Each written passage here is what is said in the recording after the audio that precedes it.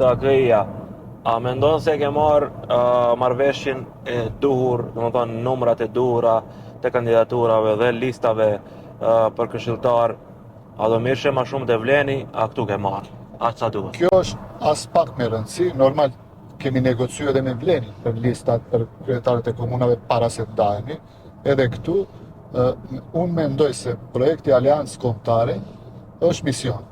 Domethënë nuk është diçka që bëhet vetëm për pazarllëk. Është shumë me rëndësi që çdo parti të përfaqësohet aty për ta motivuar antarësinë e vet. Të gjitha partitë që jemi në Aleancën Kombëtare, po mbi të gjitha është mision që ta kthejmë shtetin në rrugën e duhur.